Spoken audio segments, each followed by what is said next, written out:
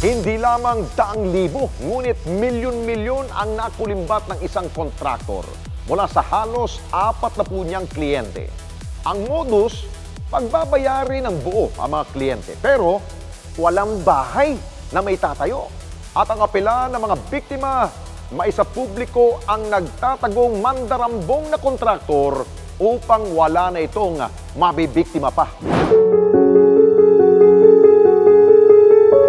Sino nga bang hindi pinangarap na magkaroon ng sariling bahay?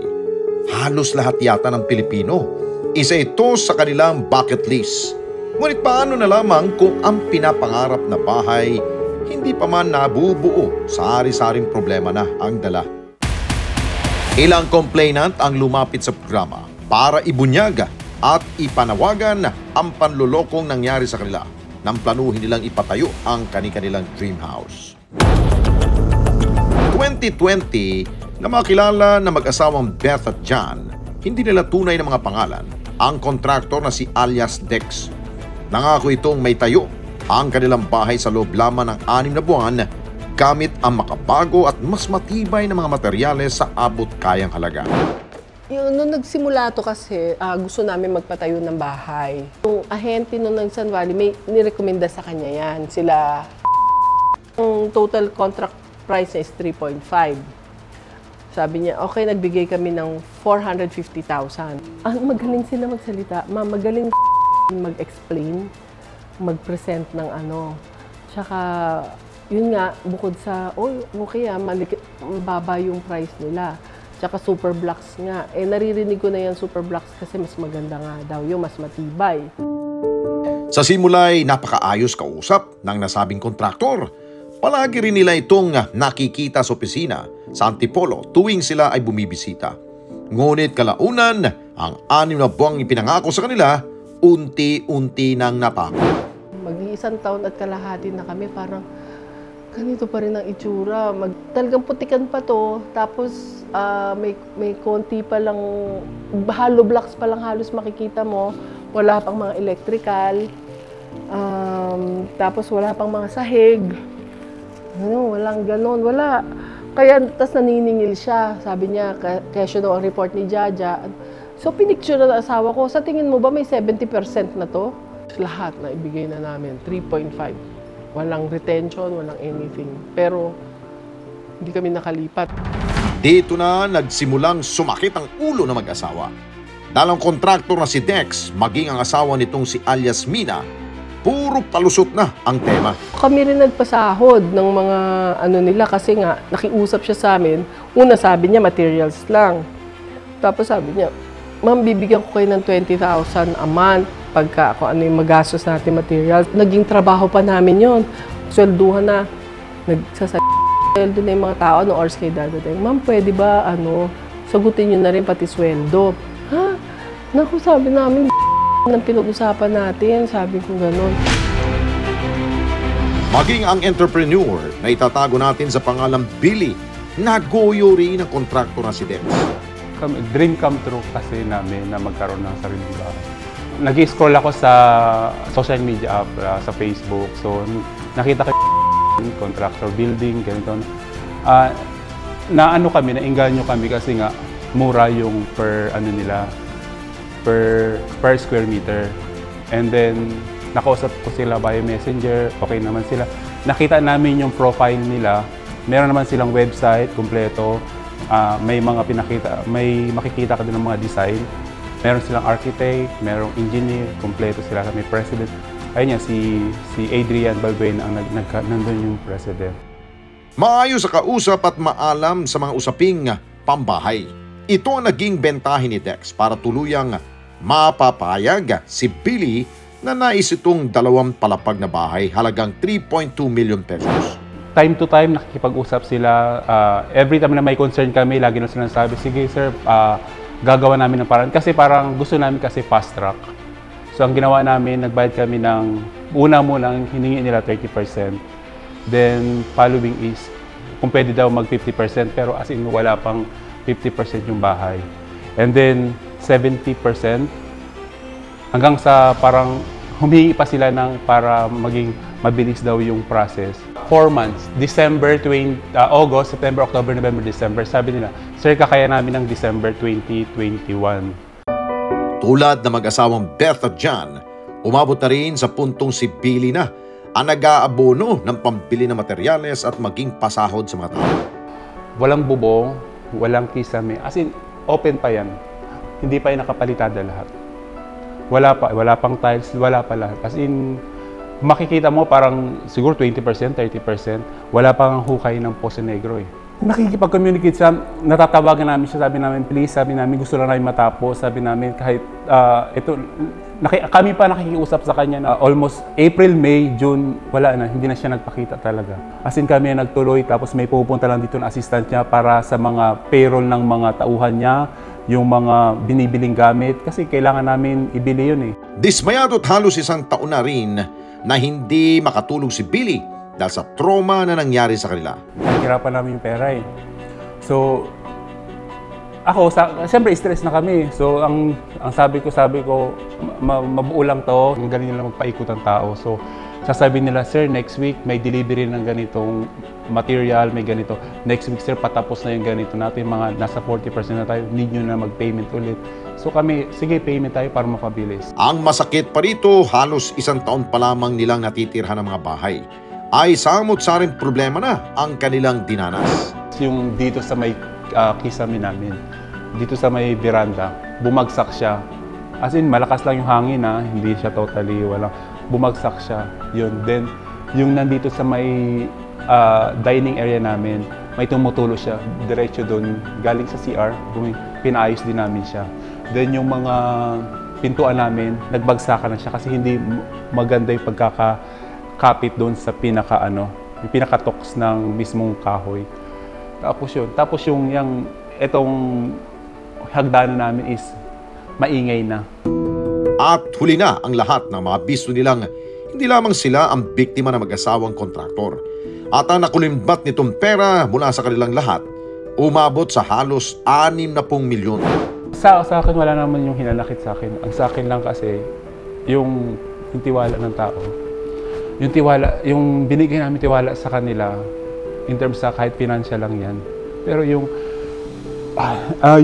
sinasabi ko kasi sa kanila, sir, pera lang naman to, pero yung dignity nyo, yung profession mo, nasira na, sabi ko.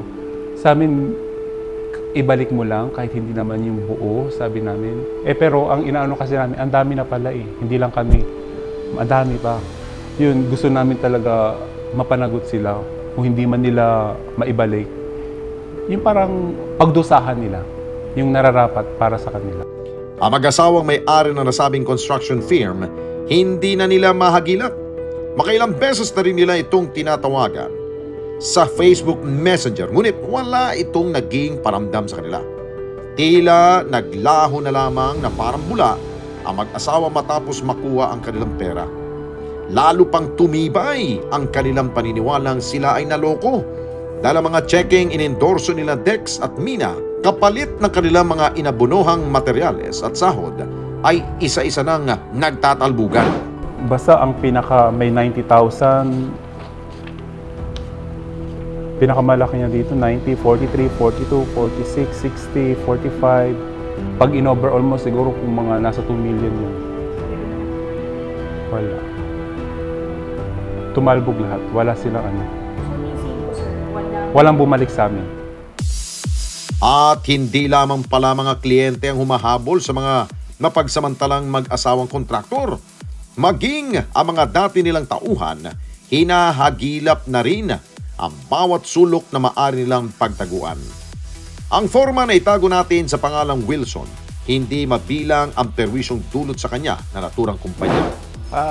Okay naman yung kumpanya nung mga time na naandun ako. Nung sa site naman, lagi naman sila pumapasyal. Then pagkaalis ko sa site, diretso na ako sa opisina na ako nagtrabaho eh.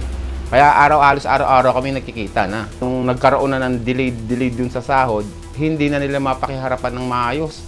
Yung sekretary nila, pag may dadating na tao, pagsasaraduhan lang ng pinto, nagagalit pa yung sekretary kasi wala nang maibigay na pasahod yung company dun sa kanila. Hindi lamang siya ang namumroblema sa pangarap sa mga kliyente, kasama na maging ang mga trabahador na kanyang kinuha. Ang kanila kasing sweldo, hindi na maayos pang naibibigay at ang mga benepisyong ibinabawas kuno sa kanilang sahod ni hindi man lamang nare-remit sa mga ahensya ng pamahalaan. 2022, nahatid ko pa sa pagsanhan eh. Sabi niya, hahanap muna ako ng pondo para may pasahod natin sa mga tao. Ang dami niya ng utang yun. May utang sa mga materialis, sa hauler, sa concrete, mga yung nagbubuhos, mga concrete, yung mga hardware, tapos sahod ng tao. Wala na kaming communication. Ang daming ang mga tao na naghanap sa talagang galit na galit talaga yung mga tao. Yung mga tao na kuwan. Kasi ako nga halos anuhan ako ng tao. May mga death threat akong dumadating sa akin. Sa pag-iimbestiga ng Responde, ang mga social media sites at maging website na nasabing kumpanya hindi na rin aktibo.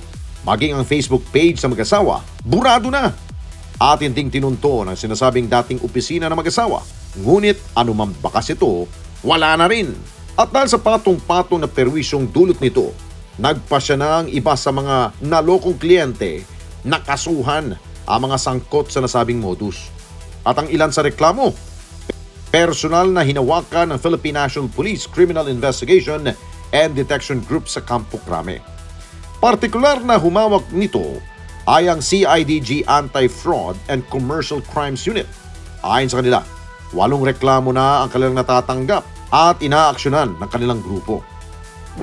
Yung builders and development corporation, marami nga pong may ilang pong mga complainants na dumulog dito sa aming opisina at humingi ng tulong para maimbestigahan yung kanilang reklamo sapagkat sila po'y naloko ng malalaking halaga. Accordingly, itong adjacent po is isang contractors company na nag-o-offer po ng mga construction ng mga bahay, buildings. Mostly po ng ating mga complainants ay nagpagawa ng kanilang mga dream house, kanilang mga bahay. So talagang makikita mo na kanilang pinag-ipunan at pinagpaguran. So nung nakipag-transaction po sila dito sa adjacent builders, maganda naman po nung una, talagang pinakita na sila ilihitimo. Kaya lang, nung ito po'y magkakaroon na sana ng katuparan, yung kanilang mga pangarap na dream house, hanggang doon lang sa groundbreaking na nangyari. So after nun, wala na pong paramdam yung itong Inimbestigahan namin ng mabuti at amin nga pong napatunayan na sila'y nagkaroon ng mga panlulokong ginawa. At yun po, lahat po ng dumulog sa amin, na-file na po namin yung mga kaso. Nakapending na po lahat sa prosecutor's office and inaantay na lang po namin yung resolution kung ito po ba'y aangat or kung ano po yung maging disposition ng ating prosecutor's office. Sinampahan na rin ng syndicated estafa ang mga inirereklamong construction firm. Malaki rin ang posibilidad na sasampan nila ng kasong paglabag sa Anti-Bouncing Check Law o ang BP22. May mga nalabasan na po ng warrant dito. Actually, meron na po kaming isa na naaresto doon sa grupo na yon and siya po ay nakalaya na pansamantala dahil may piyansa po yung kaso. So, nandun po talaga na-establish natin yung deceit. At isa pa po doon, bukod doon,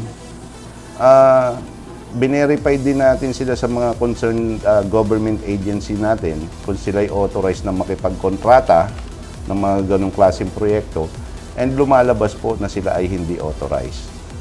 So doon pa lang po, meron na talagang panluloko. Sa kabila ng patuloy na investigasyon ng otoridad, panawagan nila na magsampa ng kaso ang ilan pang na biktima. Ayon pa kay Lieutenant De Los Santos, mas magiging malakas ang kaso lalo na't marami ang magpapatunay ng panlulokong nangyari rito. Huwag na po silang mag-antay pa. At tanggapin na po natin na tayo'y naloko at yung pera po na yon ay imposible na po, no? So mas mataas po ang porsyento na imposible nang maibalik. So para man lang po makabawi tayo, maghain na po tayo ng reklamo kaagad. Huwag na po natin patagalin. Sa ngayon po, patuloy ang aming surveillance and monitoring doon sa mga last known addresses nila. Siyempre nga po, medyo nahihirapan kami dahil alam naman na nila na meron silang mga pending cases, so nagtatago po sila. Pero monitored naman po sila, no? So tuloy-tuloy naman po ang aming pagmamonitor. Pag may natanggap kaming information, bagong information, agad-agad po yung pinapaanuhan natin. Pinapatakbuhan natin ng tropa para i-validate at i-verify.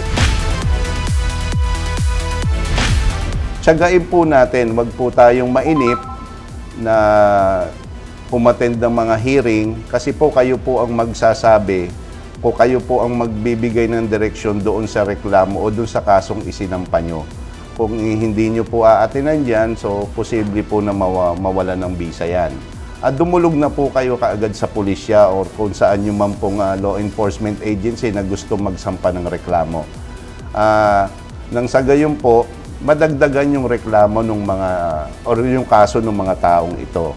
Panawagan ng mga biktima, lumutang na ang mga nanloko sa kanila at panagutin ang kanilang ginawa sa batas. Hinikayat din nila ang iba pang biktima na lumutang at ipaalam ang modus ng mga scammer na ito. Hindi madali ang kumita ng pera, kaya naman marami sa atin talaga namang kumakayod ng gusto matupad lamang ang pangarap natin sa buhay at maging para sa ating pamilya. Kaya may tuturing na hindi biro na ang mga pinaghirapang ipundar ng sinuman mawawala ng saysay dahil sa mga taong nagpapanggap para lamang makapanloko ng iba. Ang responde patuloy na babantay ng isyong ito hanggang ang hustisya ay makamit sa huli ng mga biktima. Mga karesponde natin dito sa Net25, umabot na po ng 1 million subscribers ang ating YouTube channel. Kaya naman, masaya kami na ibahagi sa inyo na natanggap na natin ang YouTube Gold Play button. Dahil po yan sa walang sawa ninyong pagtangkilik sa mga programa ng Net25. Lalong-lalo na po sa Responde Mata ng Mamamayan. Kaya naman, congratulations po sa ating lahat. Keep on sharing mga karesponde. Gawin nating viral ang bawat content natin ng pagtulong at pagresponde sa higit na nangangailangan. Maraming salamat po sa inyong lahat. Mga kababayan, salamat po sa inyong pong pagsubaybay sa Responde Mata ng Mamamayan.